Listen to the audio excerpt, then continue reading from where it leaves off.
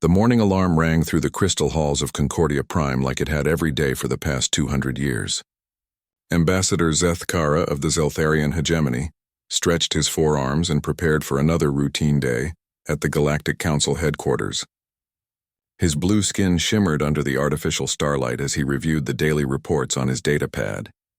The council building stood like a massive glass pyramid in the center of the neutral world. Representatives from 12 different species worked here to keep peace across the galaxy. Each species had their own section with special air and gravity to match their homeworlds. The humans had only joined 50 years ago, but they already caused more paperwork than any other species. Zeth Kara sipped his morning nutrition drink and scrolled through the reports. Trade disputes between the Mineral Consortium and the gas harvesters, a small pirate problem near the Outer Rim, nothing unusual until he reached the last file. His drink spilled across his desk as he read the emergency. Transmission. Impossible, he whispered in his native language. The report came from the automated monitoring station in the Kepler 442 system. That system was completely off limits to everyone, especially humans. The ancient Vorthak had used those worlds as sacred burial grounds for millions of their dead. The Treaty of Stellar Boundaries made it clear that no one could enter that system. Ever. But the sensors showed human ships. Lots of them. Zeth Kara activated his emergency communicator. Within minutes, the other council members received the alert. By noon, 12 angry ambassadors sat around the circular council table. The room buzzed with different languages as each species discussed the crisis in their own tongue. "This is exactly what we feared," said Ambassador Krun of the Thek Collective. His insect-like features clicked with anger. "Humans cannot follow simple rules. They are too young and wild for galactic society." The Aquarian representative, Flowing Stream Understars, made wet, gurgling sounds that her translator converted to words. "Perhaps there is a mistake in the sensors. Humans seemed to understand the treaty when they signed it." "No mistake," Zeth Kara said as he displayed the sensor data on the main screen. 3 human vessels entered the system 6 days ago. They have not responded to any communication attempts. Ambassador Vex of the Silicon Unity spoke in electronic beeps. "Our analysis shows the ships match human energy signatures. This is a clear treaty violation." The room erupted in angry voices. Some species wanted to send warships immediately. Others suggested giving humans one chance to explain. The Zeltharian hegemony demanded economic sanctions. The debate continued for hours. What worried Zeth Kara most was not just the treaty violation. It was how the humans had done it. The monitoring station in Kepler 442 used the most advanced sensors in the galaxy. Nothing could enter that system without being detected immediately. Yet somehow 3 human ships had appeared on the sensors as if they had always been there. "We need more information," announced Council Speaker Mordain, the oldest member present. His crystal body reflected the room's lights as he spoke. "I am ordering an investigation fleet to Kepler 442. We will discover what the humans are doing and why they think they can ignore our laws." The next day, Zeth Kara joined the investigation fleet as the Council's official observer. 5 ships from different species made up the group. Each one carried the best sensors and communication equipment available. If humans were hiding something in the Forbidden System, they would find it. The journey to Kepler 442 took 3 days through hyperspace. During the trip, Zeth Kara reviewed everything the Council knew about humans. They came from a small world called Earth in a quiet part of the galaxy. Their technology was impressive but not extraordinary. They had nuclear weapons, basic faster-than-light travel, and simple artificial intelligence. Nothing that should worry advanced species. But humans had surprised everyone during the first contact. Most new species took decades to understand galactic politics and trade. Humans learned everything in just 5 years. They set up embassies, started trading relationships, and joined 3 different defense pacts. Some council members thought they adapted too quickly. "Humans are natural learners," the human ambassador had explained during the treaty negotiations.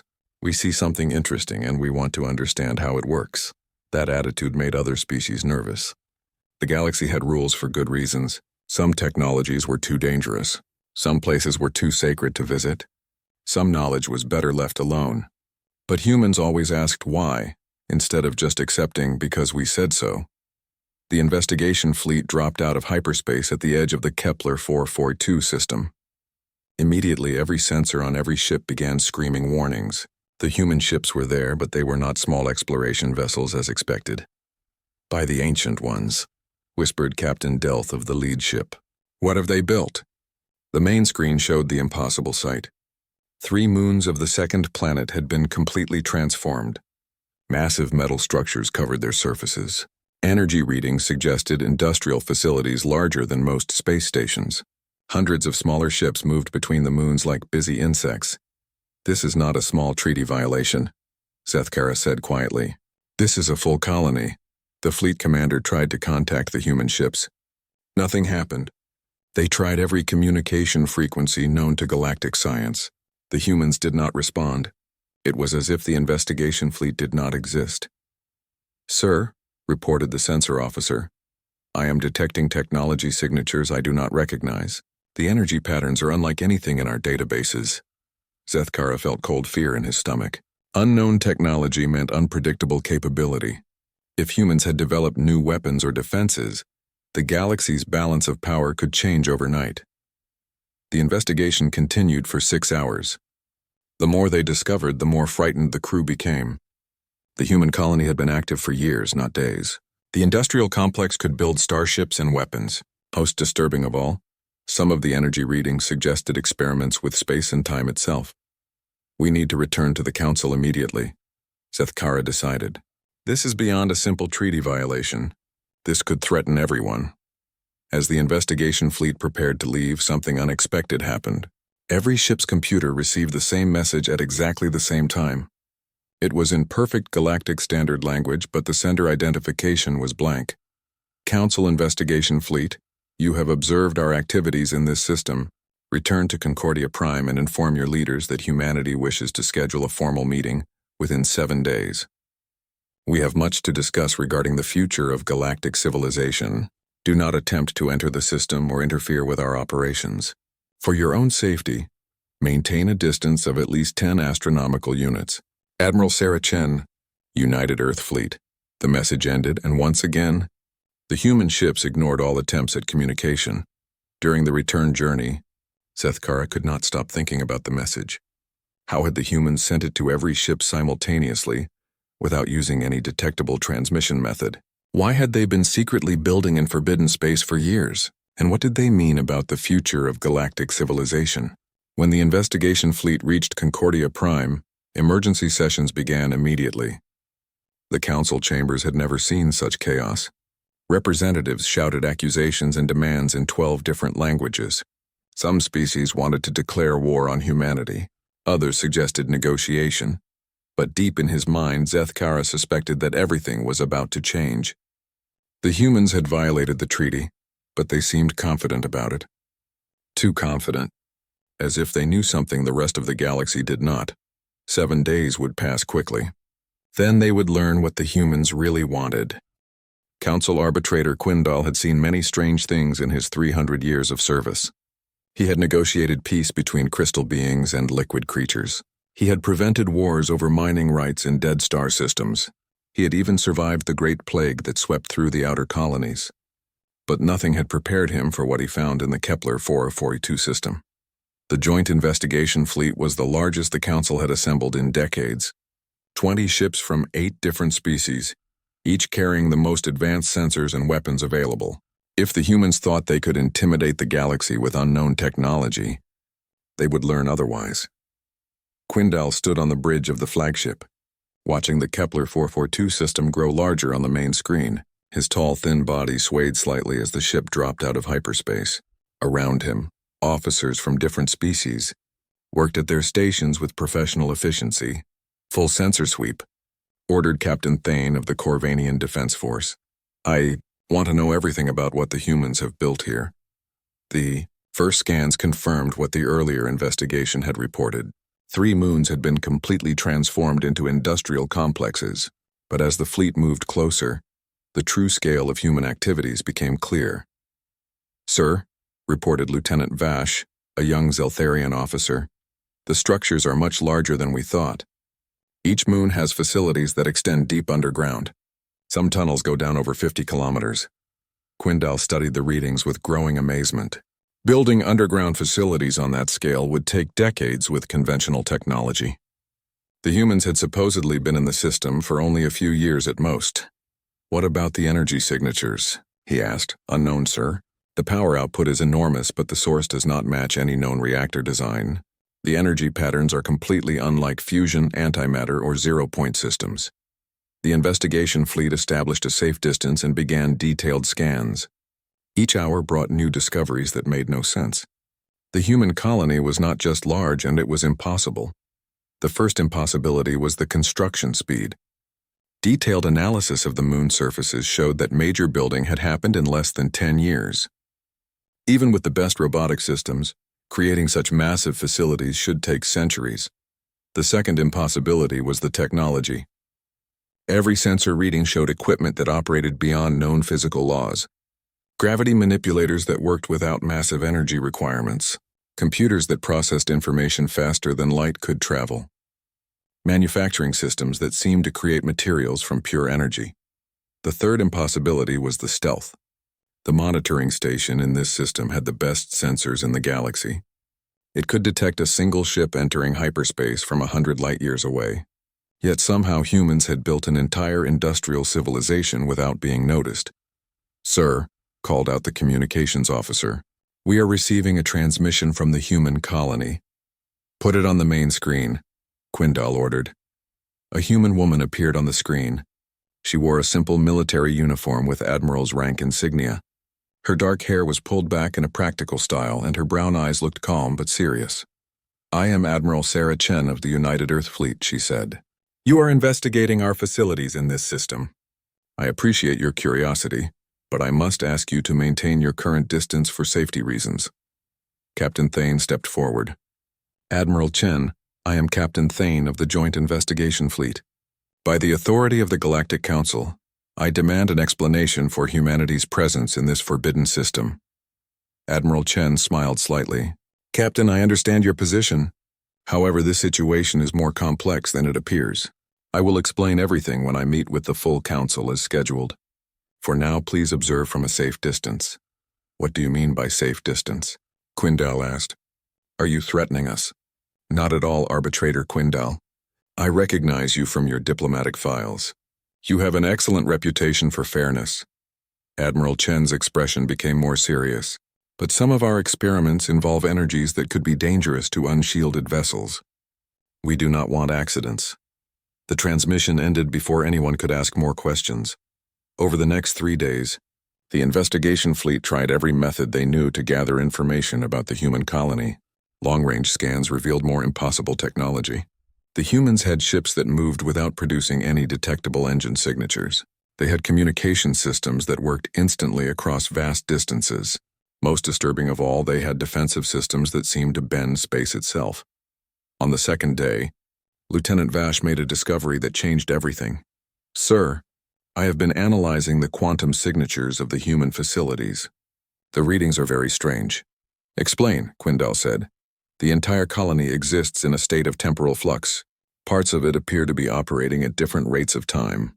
Some sections show signs of existing for decades, while others seem to have been built yesterday." Captain Thane frowned. "That is impossible. Time flows at the same rate everywhere in normal space." "Unless," Quindal said quietly, "they have learned to manipulate time itself." The investigation team spent hours discussing the implications. Time manipulation was purely theoretical technology. Even the most advanced species in the galaxy considered it impossible. The energy requirements alone would be greater than the output of an entire star. On the third day, something happened that proved just how advanced human technology had become. A small asteroid wandered too close to the human colony. It was not a threat, just a rock about 50 meters across moving slowly through space. But as it approached one of the transformed moons, the humans demonstrated their defensive capabilities.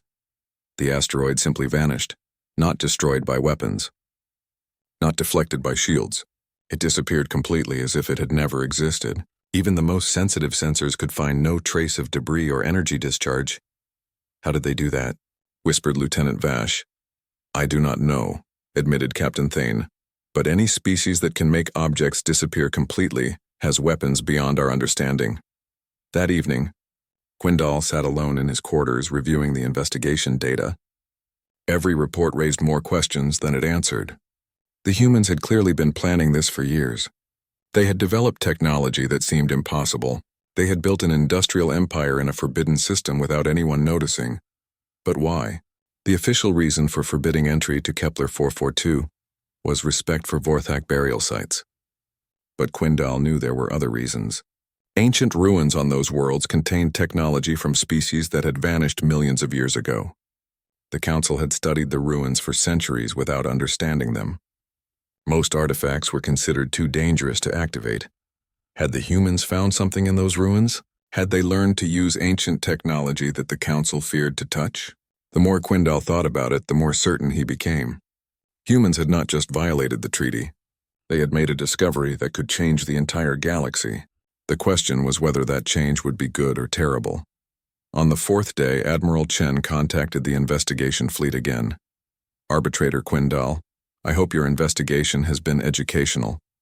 Your reports will help the Council understand the seriousness of our situation. Admiral, what situation do you mean? Quindal asked.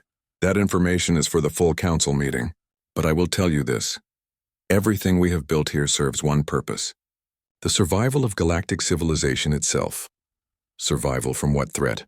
Admiral Chen was quiet for a long moment.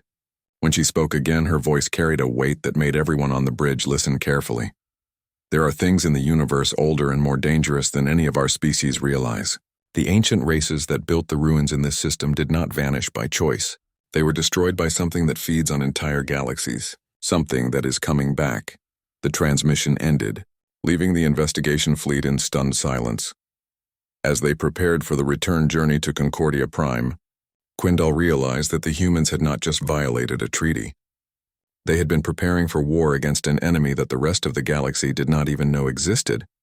The next few days would determine whether humanity would be punished for breaking the rules, or thanked for trying to save everyone. The council chambers had never seen such chaos. Representatives from 12 species shouted angry words in their native languages, while translators worked overtime to convert the noise into something resembling a debate. Ambassador Zethkara tried to maintain order, but even his diplomatic training could not calm the storm of anger directed at humanity. They mock us, screeched Ambassador Krun, his insect features clicking with rage. Humans build secret weapons in forbidden space and think we will simply accept their excuses. The Aquarian delegate, Flowing Stream Understars, made wet, bubbling sounds of agreement. Our ancient treaties mean nothing to them. They see rules as suggestions, not laws.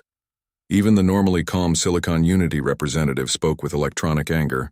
Human behavior threatens the stability of our entire civilization. Immediate action is required. Zethkara looked around the circular chamber. Emergency sessions had continued for 3 days since the investigation fleet returned. Every species except humanity had demanded answers. The human ambassador had simply sent a message saying, Admiral Chen would arrive soon to explain everything. Perhaps we should wait for their explanation before deciding on punishment, suggested Ambassador Delwyn of the Corvanian Defense Force. His species had always been more willing to work with humans. Wait for what? Ambassador Vex's electronic voice rose to an angry whine. More lies? More excuses? They have had 50 years to prove they could follow galactic law. Instead, they build secret armies in sacred space. The debate might have continued for hours, but suddenly every light in the chamber flickered. The air itself seemed to shimmer, and then something impossible happened. A human starship materialized inside the council building. Not landed. Not teleported, materialized. One moment the center of the chamber was empty. The next moment a sleek vessel 50 meters long sat quietly on the speaking floor. No alarms had sounded. No sensors had detected anything. The ship had simply appeared as if it had always been there. The council members sat in shocked silence. Their security systems were the best in the galaxy, designed to prevent exactly this kind of intrusion. Nothing could enter the building without authorization. Nothing could bypass the defensive shields. Nothing could appear inside the chamber without being detected, except apparently human ships. A door opened on the side of the vessel, and Admiral Sarah Chen walked out. She wore the same simple military uniform seen in the transmissions, but in person she seemed smaller than expected. Just an ordinary human woman with calm brown eyes and practical dark hair. Yet she had just done something that should have been impossible. Honored representatives, Admiral Chen said in perfect galactic standard language, "I apologize for the dramatic entrance, but sometimes actions speak louder than words." Ambassador Zethkara found his voice first. "Admiral Chen, how did you get that ship inside this building? Our shield should have prevented any unauthorized entry." Admiral Chen smiled slightly. "Your shields are excellent against conventional technology, Ambassador. But we have learned to work with unconventional methods." "Impossible," stated Ambassador Vex. "No species has technology that can bypass our security systems." "Until now," Admiral Chen replied. "May I address the Council formally?" Council Speaker Mordain, still recovering from the shock, nodded slowly. His crystal body reflected the lights of Admiral Chen's ship as he gestured toward the speaking platform. Admiral Chen walked to the center of the chamber and looked around at the 12 species representatives. Her expression was calm, but her eyes held a seriousness that made everyone listen carefully. "Honored Council members, I know you are angry about our presence in the Kepler 442 system. You believe we have violated the Treaty of Stellar Boundaries. Technically, you are wrong." The chamber erupted in angry voices again, but Admiral Chen continued speaking. "We are not in the Kepler 442 system as defined by your treaty. We are in a parallel instance of that system, created through manipulation of dimensional space. The treaty forbids entry to the sacred burial worlds. We have not touched those worlds. We have never even seen them." Ambassador Krun's insect features clicked rapidly. "Impossible. Parallel dimensions are theoretical concepts, not practical technology. Many things are impossible until someone does them," Admiral Chen replied. "Your species have spent centuries studying the ruins left by ancient civilizations. You catalog the artifacts, analyze the materials, and write research papers, but you never actually use what you find, because it is too dangerous," Ambassador Zethkara protested. "Ancient technology destroyed its creators. We learned caution from their mistakes." Admiral Chen nodded. "Caution is wise, but sometimes caution becomes cowardice. While you studied and debated, we activated the technology and learned how to improve it." She gestured toward her ship. "This vessel uses principles discovered in predecessor ruins throughout the galaxy, not just from Kepler 442, but from dozens of sites that your species marked as too dangerous to explore fully." "The predecessors?" Council Speaker Mordain's crystal voice rang with surprise. "That civilization vanished millions of years ago. Their technology is beyond our understanding." "Beyond your willingness to understand," Admiral Chen corrected. "We found their records. We learned their language. We discovered why they really disappeared." The chamber fell silent. Even the angriest representatives stopped shouting to hear this revelation. Admiral Chen's expression became grim. The predecessors did not die from their own technology. They were destroyed by something from outside our galaxy, something that feeds on civilizations, growing stronger with each world it consumes, something that destroyed hundreds of galaxies before reaching this one. "You speak of myths and legends," Ambassador Vex said, but his electronic voice carried less certainty than before. "I speak of historical fact," Admiral Chen replied. "The predecessors called it the Devourer. They fought it for 1,000 years and lost. Before they died, they scattered technology throughout this galaxy, hoping future civilizations would find it and be better prepared." She paused, looking around the chamber. "We found their warning systems. We learned to read their tactical records, and we discovered something that should terrify every species in this room." Admiral Chen activated a small device, and holographic images appeared above the council chamber. The display showed star charts of distant galaxies, with large dark areas spreading like infection through the bright clusters of stars. The Devourer moves slowly but steadily. It has consumed 17 galaxies in the past million years. Based on predecessor calculations, it will reach our galaxy within 6 months. The images showed simulations of the approaching threat, a vast dark mass that seemed to absorb stars themselves, growing larger as it fed on the energy of entire solar systems. "This is why we violated your treaty," Admiral Chen continued. "Not for conquest or glory, but for survival. Every day we spent following bureaucratic procedures was another day lost in preparing defenses." Ambassador Delwyn spoke carefully. "Even if your claims are true, why did you not inform the Council? We could have worked together." Admiral Chen laughed, but the sound held no humor. "Could we? Look at your response to a simple treaty violation. You spent 3 days debating punishment before asking for explanations. How long would it take this council to approve emergency military preparations against a theoretical threat? The silence in the chamber provided the answer. While you would debate and form committees, Admiral Chen said, the Devourer would arrive and feed on our worlds. Bureaucracy cannot fight cosmic horror. So you decided to prepare in secret, Ambassador Zethkara said, using forbidden technology in sacred space. We decided to do whatever was necessary to give galactic civilization a chance to survive, Admiral Chen replied. We have spent 10 years building weapons and defenses based on predecessor designs. We have trained fleets and developed strategies. We have prepared for a war that most of you cannot even imagine. The holographic display changed to show the human facilities in the parallel Kepler 442 system. Massive shipyards, weapon testing ranges, and training facilities spread across multiple worlds.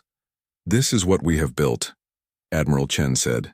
Not for conquest, but for defense. Not to threaten your species, but to save them. Ambassador Vex's electronic voice was quieter now. How do we know you speak truth? How can we verify these claims about ancient threats? Admiral Chen smiled grimly. Because your own long-range sensors are about to detect the first signs of the Devourer's approach. Gravitational distortions at the galaxy's edge, space-time anomalies that match predecessor records perfectly. As if summoned by her words, alarm signals began sounding throughout the council building. Emergency communications channels activated as sensor stations across the galaxy reported the same impossible readings. Something vast and hungry was approaching from the void between galaxies. Admiral Chen looked around the chamber one final time. Honored representatives, you have a choice. You can continue following your rules and procedures while an ancient enemy destroys everything you have built. Or you can work with us to fight for survival. She walked back toward her ship. You have 6 months to decide. The Devourer will not wait for your bureaucracy. The ship dematerialized as suddenly as it had appeared, leaving the council members staring at empty air and contemplating the end of everything they knew. Ambassador Zethkara stood alone in his private quarters, staring at the emergency reports flooding his personal communicator. 3 days had passed since Admiral Chen's dramatic appearance before the council, and the galaxy had not stopped shaking. Sensor stations across 12 star systems reported the same impossible readings. Gravitational waves that bent space itself, dark matter concentrations moving in organized patterns, energy signatures that matched no known natural phenomenon. Something vast was approaching from the void between galaxies, exactly as Admiral Chen had predicted. A soft chime announced a visitor at his door. Zethkara opened it to find Dr. Vorthak, the council's chief archaeologist. The elderly Vorthak's 6 arms carried data tablets covered with ancient symbols and calculations.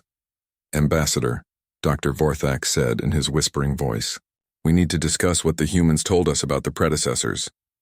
Zethkara gestured for the scholar to enter. Please sit. I have been hoping someone could make sense of Admiral Chen's claims. Dr. Vorthak settled his thin body into a chair designed for his species. His large black eyes reflected the room's lights as he arranged his tablets on the table. For 70 years I have studied predecessor ruins throughout the galaxy, he began.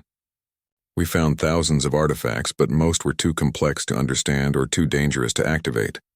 We treated them as museum pieces, not as tools. The humans treated them differently? Zethkara asked. Apparently so. After Admiral Chen's revelation, I reviewed every predecessor site we have discovered. The pattern is clear now, but we missed it because we were not looking for it. Dr. Vorthak activated one of his tablets, projecting a holographic map of the galaxy. Red dots marked predecessor ruins scattered across hundreds of worlds. Look at the distribution pattern, he said. We thought the ruins were randomly placed, evidence of a widespread civilization. But they form a defensive network. Each site contains part of a galaxy-wide weapons system. Zethkara studied the map with growing amazement. When connected, the predecessor sites formed geometric patterns that covered every major star cluster. A weapon system to fight what? He asked. The entity Admiral Chen called the Devourer, Dr. Vorthak replied. I have been translating predecessor records non-stop since the council meeting. Their language is complex, but the message is clear. They faced an enemy that consumed galaxies. The elderly scholar activated another tablet, showing lines of alien text with translations below. This is from a predecessor command center on Rigel 7th, he said. It describes the final battle against what they called the hunger that walks between stars. They knew they would lose, so they prepared weapons for future civilizations to use. Sethkara felt cold fear in his stomach. How did the humans learn to read predecessor language when our best scholars could not? That is the most disturbing part, Dr. Vorthak admitted. According to my analysis, they did not just learn the language. They found active predecessor archives, computer systems that were still functioning after millions of years. Impossible. We never found any active technology, because we never tried to activate it, Dr. Vorthak said sadly. We were too cautious. The humans were not. The scholar activated a third tablet showing technical diagrams that hurt to look at. The designs seemed to fold in on themselves, representing concepts that normal minds could not fully grasp. This is a predecessor manufacturing system, he explained. It can build ships, weapons, and tools by manipulating matter at the quantum level. The humans found several of these systems and learned to operate them. That explains their impossible technology, Sethkara realized. They did not develop it themselves. They used ancient machines. Partially correct, Dr. Vorthak said.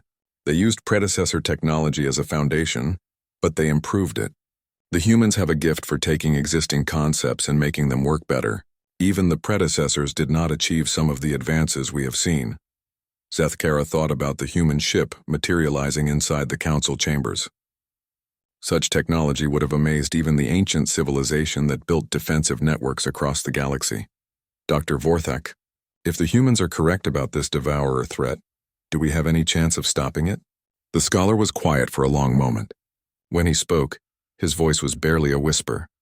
The predecessors were far more advanced than any current galactic species. They had millions of years to prepare for the devourer's arrival. They built weapons that could reshape space itself. And they still lost. But they weakened it, Sethkara said hopefully. Maybe we can finish what they started. Perhaps. The predecessor records suggest the devourer was damaged in their final battle. It retreated to rebuild its strength, which is why it took so long to reach our galaxy. But even a weakened version of that entity could destroy everything we know. Dr. Vorthak activated his final tablet, showing a disturbing image. It looked like a cloud of living darkness, shot through with veins of corrupted energy. Stars disappeared as it passed, their light absorbed into the growing mass. This is what the predecessors faced, he said. Not a species or a machine, but something that exists to consume. It feeds on the energy of living worlds, growing stronger with each civilization it destroys. Sethkara stared at the image, trying to understand how anyone could fight such a thing. What weapons did the predecessors build to combat it? Quantum disruption cannons that could tear holes in space. Temporal mines that trapped sections of the enemy in time loops. Dimensional shields that folded entire star systems into pocket universes for protection. Do the humans have access to these weapons? According to my translations, yes. But the weapons require massive amounts of energy and perfect coordination between hundreds of worlds. One mistake could destroy the galaxy faster than the devourer ever could. The implications were staggering. Humanity had spent 10 years preparing to use weapons that could accidentally end galactic civilization. They were willing to risk everything on strategies that had already failed once before. Dr. Vorthak, why did the humans not tell us about this sooner? The scholar made a sound that might have been laughter in his species. Would the council have believed them? Would we have authorized the use of predecessor technology? Or would we have spent years forming committees to study the threat while it approached? Sethkara knew the answer. The council moved slowly and carefully, always seeking consensus before taking action. In a crisis requiring immediate response, their caution would become a fatal weakness. What do you recommend? He asked. We must work with the humans, Dr. Vorthak said firmly. They have 10 years of experience with predecessor technology. They have weapons and strategies that we cannot develop in time. Most importantly, they have the will to do whatever is necessary for survival. That evening, Sethkara called an emergency meeting of the senior council members. He shared Dr. Vorthak's findings and translations, watching as each representative came to the same frightening conclusion. Ambassador Krun spoke first, his insect features unusually subdued. If these records are accurate, then humanity saved us from our own ignorance. While we preserved ancient artifacts in museums, they built tools to fight cosmic horror. The question now, said Ambassador Delwyn, is whether we can work together effectively, 12 species with different cultures, different technologies, different approaches to warfare. Council Speaker Mordane's crystal voice rang with new authority. We will work together because the alternative is extinction. Personal differences and political disputes mean nothing when facing the end of everything. How long do we have? Asked the Aquarian representative. Zethkara consulted the latest sensor reports. Based on current approach speed, the Devourer will reach our galaxy's outer edge in approximately 6 months. We have that long to prepare defenses and weapons. Then we begin immediately, Speaker Mordane declared. I am authorizing emergency cooperation with human forces. All species will share their best technology and military resources. Dr. Vorthak will lead archaeological teams to activate predecessor weapon systems throughout the galaxy. As the meeting ended, Zethkara felt a mixture of fear and hope. Fear because they faced an enemy that had already destroyed countless civilizations. Hope because for the first time in galactic history, all species would work together toward a common goal. The humans had violated their treaty to prepare for this moment. Now the rest of the galaxy would learn whether their desperate gamble could save everyone. The emergency session began at dawn on Concordia Prime, but the assembled delegates looked like they had not slept in days. Representatives from 12 species sat around the expanded council table, their faces showing exhaustion, fear, and grim determination. Additional screens showed the faces of military commanders, scientists, and archaeologists from across the galaxy. Admiral Sarah Chen stood at the center of the chamber, but she was no longer alone. Beside her stood General Marcus Webb, humanity's chief military strategist, and Dr. Elena Vasquez, the lead researcher on predecessor technology. Behind them, holographic displays showed real-time data from sensor stations throughout the galaxy. The news was not good. The Devourer has accelerated, Admiral Chen announced without preamble. Long-range sensors detect massive gravitational distortions moving faster than predicted. We now estimate arrival in 4 months, not 6. Murmurs of fear rippled through the chamber. 4 months was barely enough time to coordinate defenses across the galaxy, let alone activate ancient weapons that had been dormant for millions of years. Council Speaker Mordane's crystal voice cut through the noise. Admiral Chen, what do you need from us? Everything, Admiral Chen replied.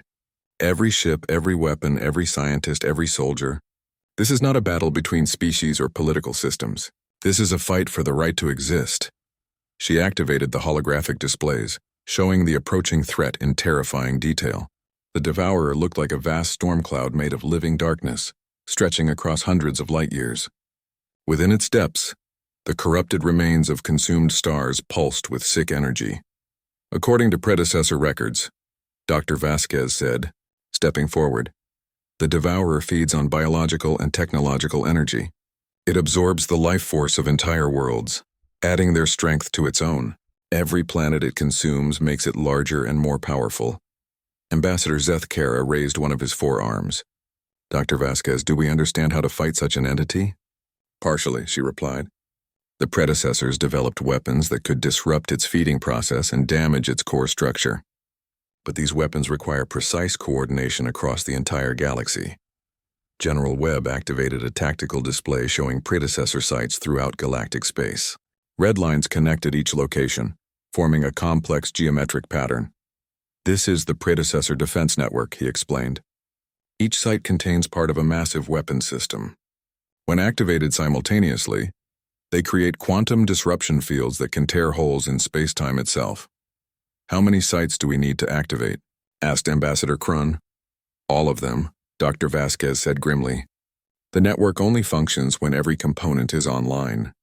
Missing even one site reduces the total effectiveness by 30%. Ambassador Delwyn studied the tactical display with professional interest. How many sites are there? 437, General Webb replied. Spread across every major star system in the galaxy. Some are on inhabited worlds. Others are in deep space or on barren moons.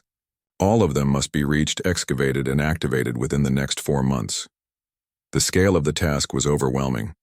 Each predecessor site would require archaeological teams, technical specialists, and military protection.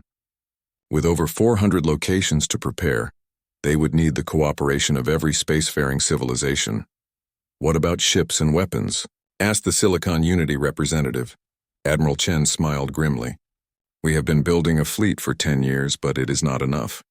We need every combat vessel in the galaxy upgraded with predecessor technology. She gestured toward the screens showing human shipyards in the parallel Kepler 442 system. The facilities worked at maximum capacity, producing new ships and weapons at an incredible rate. Our manufacturing systems can upgrade any vessel to predecessor specifications within 72 hours, she continued. But we need raw materials, crew training, and coordination between species that have never fought together before.